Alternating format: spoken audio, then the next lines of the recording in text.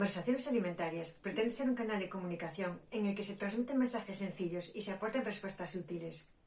En nuestros programas tratamos temas sobre la producción y la elaboración de alimentos, así como de la compra inteligente de los mismos. ¿Y a quién va dirigido?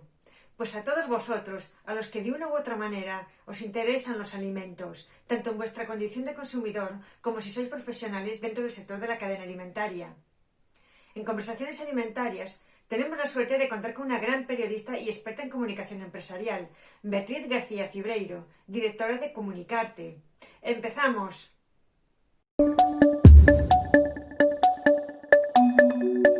Bienvenidos al sexto programa de Conversaciones Alimentarias en esta segunda temporada y retomamos nuestro formato original después de haber hecho el especial COVID-19. Y para empezar, hola Esther, que no te había dicho nada. ¿Qué tal, Beatriz? Pues, ¿qué te parece si empezamos este sexto programa hablando de un nuevo concepto tanto para la empresa alimentaria como para los consumidores? Y es la artesanía alimentaria. Además, este tema creo que está de actualidad porque, bueno, en febrero de este año se aprobó un decreto de regulación de la artesanía alimentaria que, lógicamente, por motivos de la pandemia se paralizó, pero que de nuevo se vuelve a estar activando. Entonces, sería muy interesante, Esther, que nos contases qué podemos considerar artesanía alimentaria. Pues la artesanía alimentaria hace referencia a una forma de producir los alimentos en los que prima lo manual, es decir, que la mayor parte, si no todas las etapas del proceso se hagan de forma manual. Es decir, queremos ponerlos como contrapeso a lo que son los productos que conocemos como industriales, básicamente. Vale. ¿Qué características debe tener un alimento para entrar en esta denominación? Mira, si lo que voy a hacer es hablar de las características del decreto que habla de la artesanía alimentaria de Galicia. ¿Por qué? Porque no es una legislación que esté armonizada. Andalucía, Navarra, País Vasco tienen los suyos. El resto de comunidades no los tienen. A nivel europeo no está armonizado. Entonces me voy a centrar en Galicia. Son muy comunes, pero por si acaso hay algunas cosas diferentes, aviso que son comunes. ¿Qué deben de cumplir estos alimentos artesanos alimentarios? Como no podía ser de otra forma, tienen que cumplir con todos los requisitos sanitarios, por supuesto. Además, se dice que son productos individualizados. Bien, no es mentira, sobre todo en panaderías o en confiterías. Cuando tú haces un producto manualmente, nunca va a ser una barra igual a otra. Otra cosa es cuando ya haces una conserva. Ahí sí que son muy parecidos. Lo que decíamos antes, la intervención de la mano de obra es lo que prima. En el caso de que, además de indicar en la etiqueta que es artesano, si es casero, ¿vale?, las materias primas con las que está hecho ese alimento deben de pertenecer a la misma explotación a la que pertenece ese establecimiento elaborador. Y luego, para cada tipo de producto, pues hay unas fichas técnicas que se deben cumplir. Claro, yo me imagino que esto, o sea, estoy pensando, estás hablando ahora de estos tipos de alimentos y estoy pensando, pues, por ejemplo, quesos, el marrón, no sé si el marrón glacé, que también se hace en Galicia, con castañas de aquí también entraría ese producto como primario, ¿no? Hay varias categorías, unas son los quesos, otras son las conservas vegetales, entonces otras son panaderías, hay bastantes categorías, entonces entran bastantes como productores artesanos, hay posibilidades. Y en esto las empresas que quieran entrar o que tengan, bueno, que necesitan este tipo de empresas para poder sumarse a esta denominación.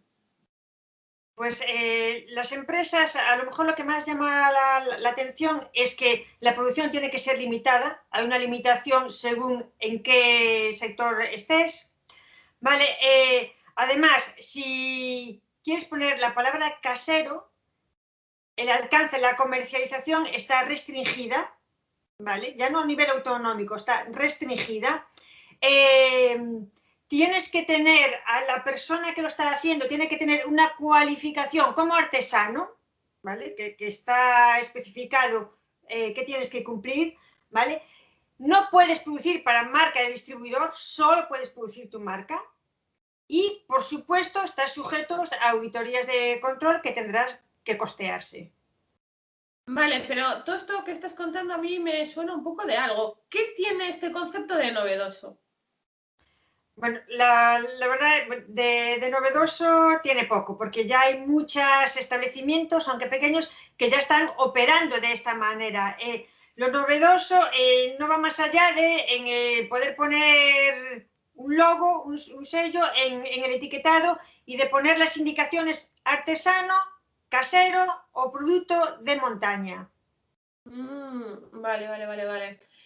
Sí, porque a mí ya me sonaba un poquito así, o sea, no me parece muy diferente a lo que se está haciendo ahora mismo.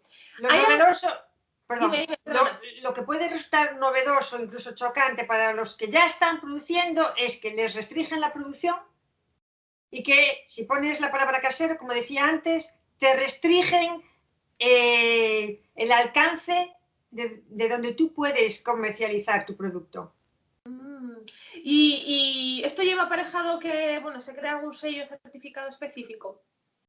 Efectivamente, va a haber un sello o un logo que se va a poner en la etiqueta y certificado no va a haber un certificado como tal, un papel, sino que ya se certifica en el momento en que es dentro de establecimiento de Galicia.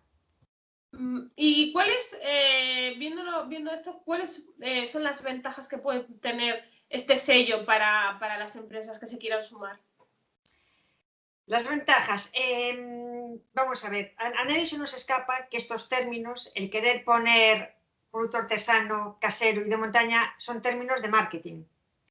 Entonces, una empresa, mi consejo sería que pidiera asesoramiento, que valorara bien si le compensa o no, qué puede quitar de ello y a partir de ahí decidir. Claro. Y en este caso, Esther, ¿tú podrías asesorarles o a dónde tendrían que dirigirse? Porque así le damos la información completa pues, a los que puedan tener este interés. Hombre, lo que les vendría mejor a esas personas es que pudieran darle una visión global de lo que hay en el mercado y una visión global de los pros y los contras, el adherirse, perdón, a la artesanía alimentaria, tanto los gastos como la probable retorno. Claro, pero entonces intuyo que tú sí podrías asesorar en ese ámbito. Sí, correcto, sí. Vale, porque al final, oye, nunca se sabe y es bueno dar todos los datos. Pues creo que ya tenemos unas pinceladas de lo que es esta artesanía alimentaria. Vamos a seguir hablando de alimentación y pasamos al segundo tema. A ver, yo quiero que nuestros oyentes se paren a pensar si les suenan o no estas palabras. Kéfir, tempeh, chucrut, miso o kombucha. Todas ellas comparten una característica con la cerveza y el pan. ¿Sabéis cuál es? Pues os lo respondo yo para no alargar esto mucho. Son todos productos fermentados. Y vamos a hablar sobre este tema en este segundo tema. Valga la redundancia. Esther, ¿qué caracteriza a un alimento fermentado? ¿Cuál es su proceso?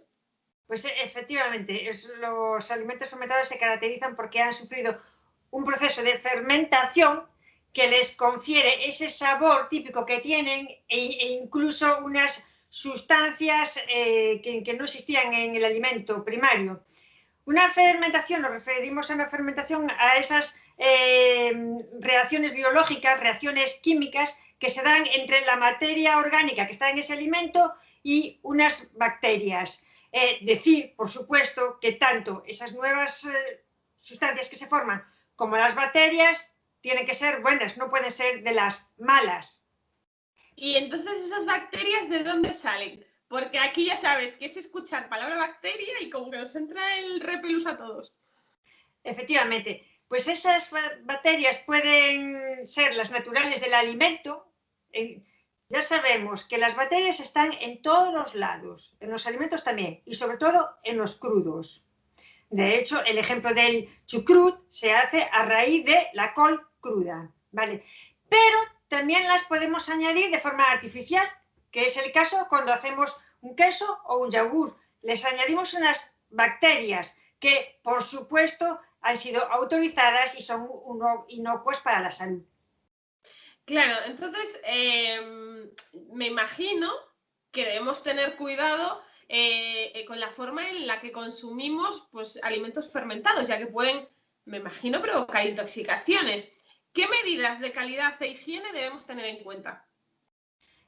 Efectivamente, los alimentos fermentados también se han visto involucrados en intoxicaciones alimentarias. Y el nivel de riesgo sanitario va a depender, como siempre, pero aquí hay un pequeño detalle de cómo hagamos este proceso. Es decir, me explico. Si tú, a la hora de hacer un queso, la forma habitual, normalmente partes de un queso, de una leche que has pasteurizado antes, o sea, has matado todas las bacterias malas, y luego le pones estas bacterias buenas para que empiece el proceso de fermentación. Vale, ahí el riesgo es bajo, pero no quita que tengas que tener cuidado contra las manipulaciones, porque se puede contaminar a posteriori ese queso.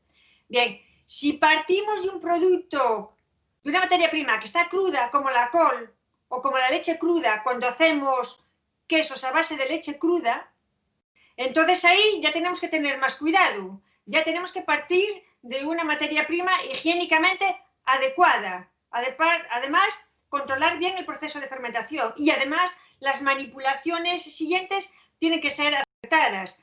En este segundo caso ya entramos en un riesgo un poco más alto, efectivamente. Claro, o sea, que sí, que tenemos que tener cuidado, por si acaso.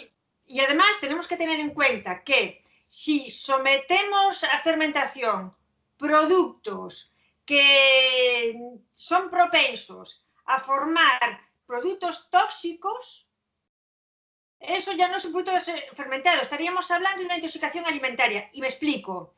La histamina también se produce en un alimento por una reacción química de las bacterias.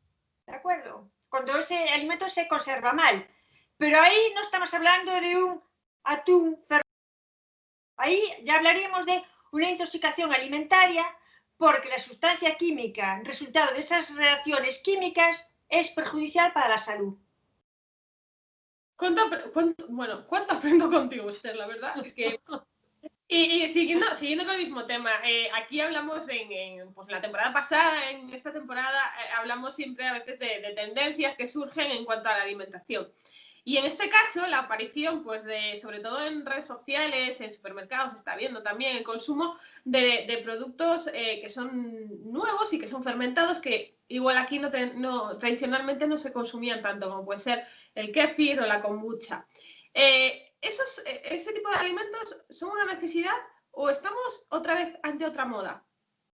A ver, ¿tú te acuerdas cuando hablábamos de la dieta más saludable del mundo e hicimos un viaje por los distintos países y revisamos un poquito la dieta? Me acuerdo. Habíamos visto que en algunos países uno de los alimentos de la dieta base eran los alimentos fermentados, con lo cual novedosos poco. Es cierto que sí que hay cocineros que han quedado fascinados con el tema de los alimentos fermentados y los promocionan y los promocionan en sus establecimientos. Y también encontramos en las redes sociales gente que habla de estos alimentos. En ese caso sí, podríamos hablar de moda en Occidente. Yo, por ejemplo, te puedo decir que en mi entorno, incluso en mi ciudad, que es Coruña, a lo mejor en Madrid y en Barcelona es diferente, no es algo que suele escuchar. No sé si en tu entorno a lo mejor tienes más gente conocida que le guste o conozca estos alimentos, pero yo, por ejemplo, no. En mi entorno tampoco mucho. Sí es cierto que empiezan a sonar más, que en los restaurantes pues a veces se ve, pues eso, alimentos que llevan esta materia prima. Yo no sé si a ti te ha pasado, pero yo sí que he escuchado mucho también a través de internet, redes sociales, medios de comunicación, que este tipo de alimentos fermentados pues que se venden como muy beneficioso para la salud intestinal, etcétera. Y yo sí quería preguntarte qué hay de cierto en esas afirmaciones y si realmente son tan sanos como dicen o simplemente es como un producto más. A ver, aquí es muy importante distinguir dos cosas, ¿vale? Si tienes un alimento fermentado, tal cual fermentado, ¿vale? En el que aún persisten las bacterias y las sustancias que se generaron de esas reacciones químicas, ¿vale? Se dice que es beneficioso para la salud porque esas bacterias actúan como probióticos.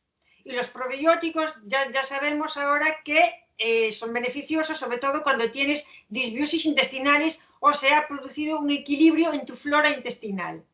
Ahora bien, si tienes un alimento que previamente ha sido fermentado, es cierto, pero luego ha pasado un proceso de pasteurización y has matado todas esas bacterias, ese sería el ejemplo del pan. Es cierto que es fermentado, pero una vez que lo pones en el horno, ya has matado todas las bacterias, ¿vale? Entonces, ese efecto beneficioso de los probióticos ya no lo tienes, ¿vale? Entonces, esto hay que tenerlo muy claro. Es decir, si tú vas al supermercado y ves un alimento fermentado en conserva a temperatura ambiente, no tiene probióticos. Si vas al supermercado y ves un alimento fermentado en la zona de refrigeración y además te indica en la etiqueta no ha sido pasteurizado, eso es un alimento fermentado per se. Pues está interesante esta información. Y con ella, pues damos por finalizado este Conversaciones Alimentarias de ya la segunda temporada. Así que muchísimas gracias, Esther, por tu tiempo, por informarnos, por mantenernos al día de las novedades en la industria de la alimentación. Y nada, os invitamos a seguir escuchando y participando de Conversaciones Alimentarias. Nos vemos en el siguiente.